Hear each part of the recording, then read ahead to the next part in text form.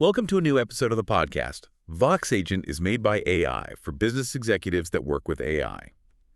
Today, we're going to really dig into some critical research. It's all focused on agentic AI and, well, how it's shaking up the software development lifecycle, the SDLC, particularly in large companies.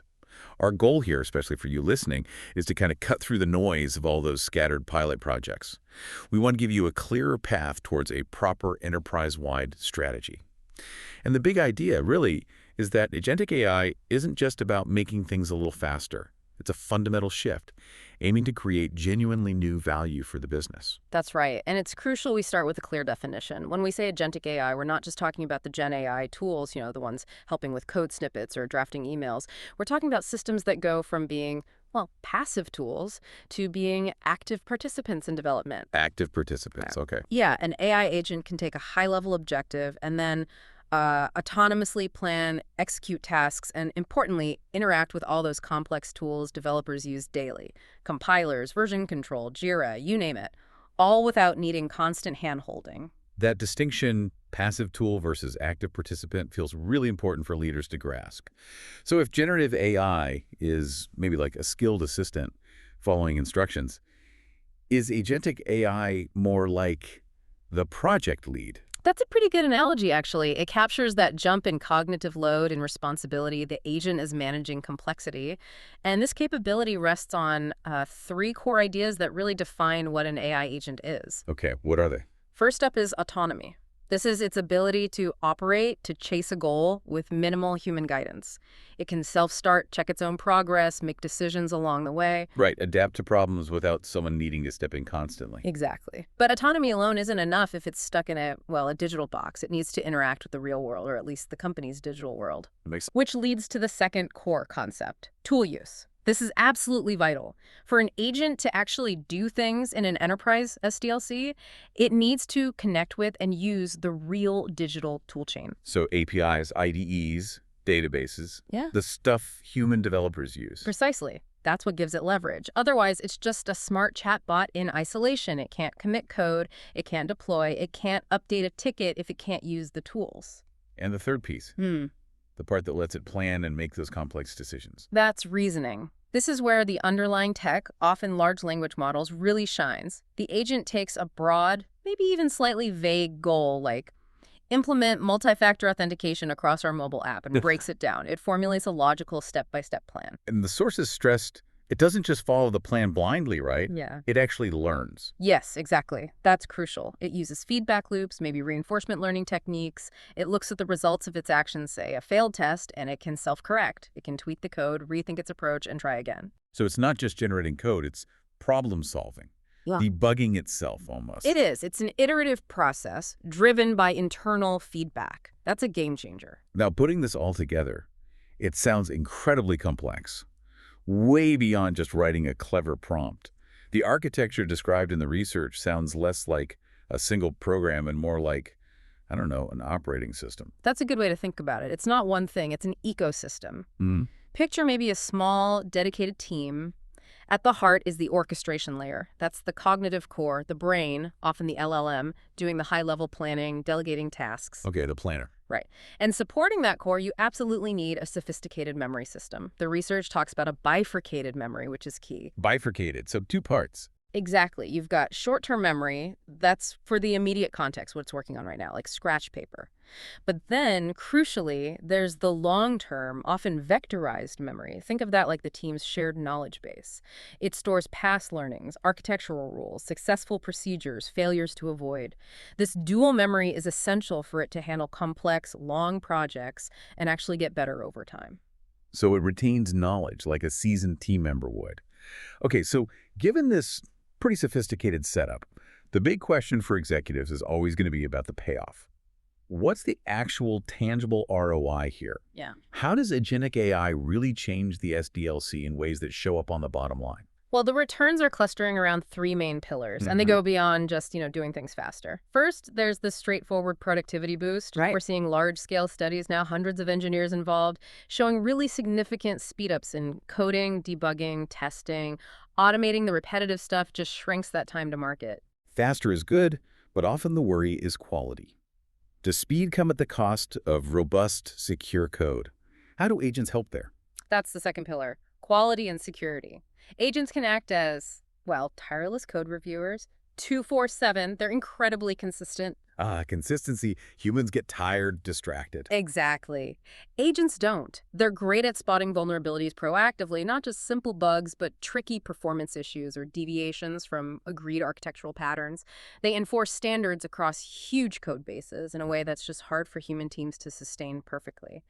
And the third pillar, which I think is maybe the most strategic long-term, particularly for keeping good people, is the developer experience. Source material calls it super agency. Super agency. Yeah, it's about fundamentally changing the nature of the developer's job by taking away a lot of the tedious, low-level tasks, boilerplate code, setting up environments, running endless regression tests. Developers get freed up. To focus on the harder, more interesting problems. Precisely. High-value strategic work, creative solutions. This doesn't just boost morale, which it definitely does. It turns your IT department from a cost center into a genuine innovation hub. And that's huge for attracting and keeping top engineering talent. That shift in perception IT as an AI-powered growth engine is powerful. Let's make it concrete, though.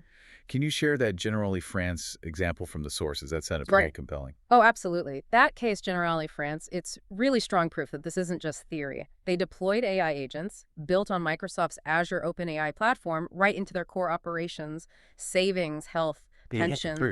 Very. And the numbers from early 2024 are, frankly, startling. They resolved 1.3 million customer calls without any human agent involved.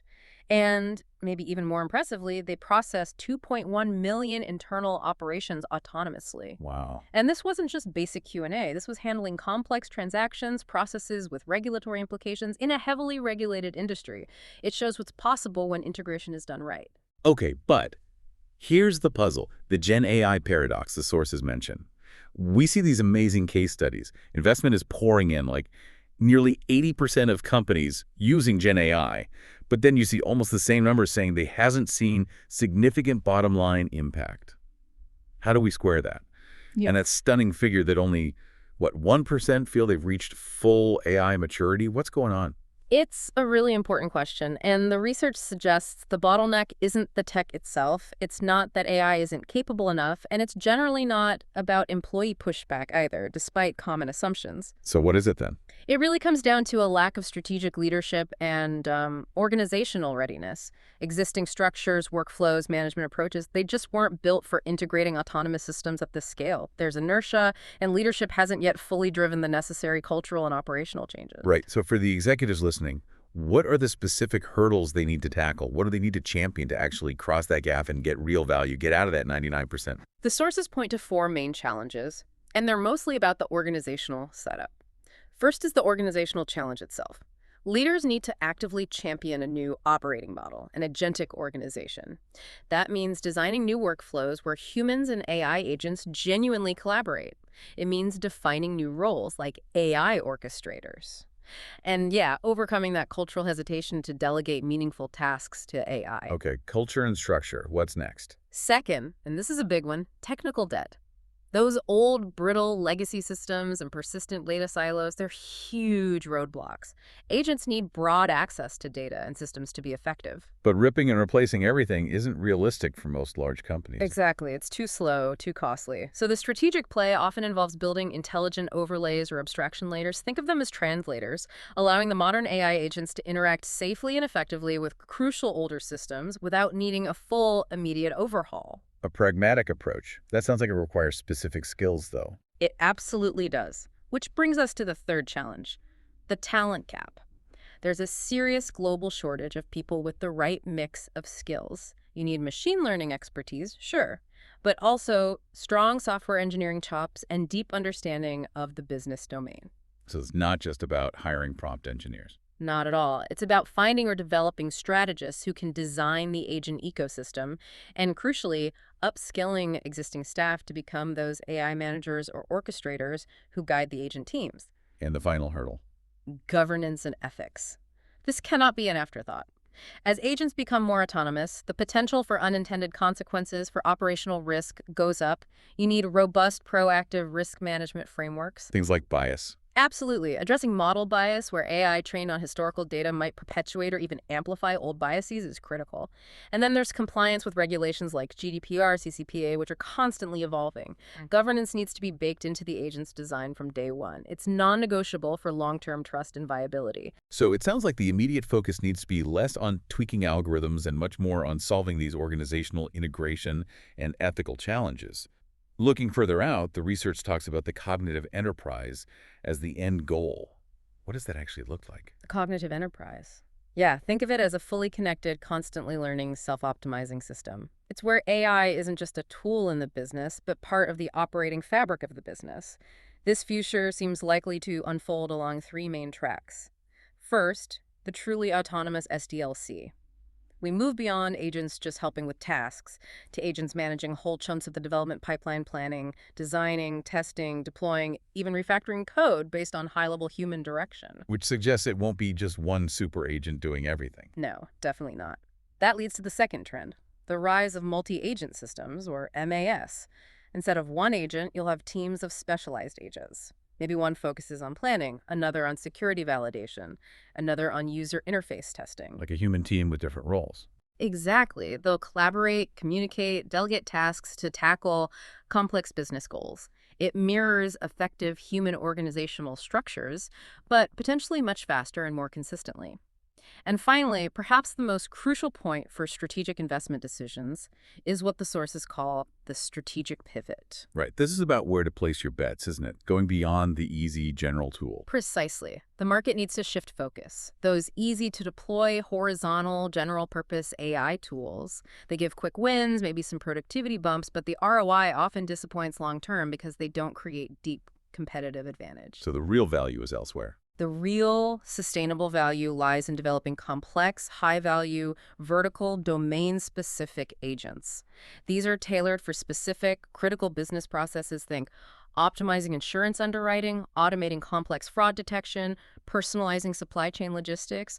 They require more effort, deeper integration, sure. But these are the agents that unlock genuine, defensible, competitive differentiation. The takeaway for executives has to be, don't see agentic AI as just another IT project. See it as a perpetual engine for reinvention. A perpetual engine. I like that. It really frames it as an ongoing strategic capability. Yeah. So wrapping things up for our listener, the call to action seems clear. It's about championing that long-term vision, being willing to invest seriously in upskilling people to work with AI, and deliberately designing the organization, the culture, the tech backbone to actually support these autonomous systems effectively. Absolutely. And maybe one final thought to leave you with. If you're going to succeed with this, you have to change how you measure success itself. Yep. If you stick to just measuring old metrics like task completion speed or basic developer productivity, you'll only ever capture incremental improvements. You'll miss the bigger picture. The real transformation, the real financial win, comes when you start measuring the strategic business outcomes this enables. Things like, how much faster can we really react to market changes? That's market agility. How much are we increasing customer lifetime value? How much faster is our innovation velocity? That's the new calculus. That's where the true value of agentic AI lies. Thank you for joining the podcast, and see you soon.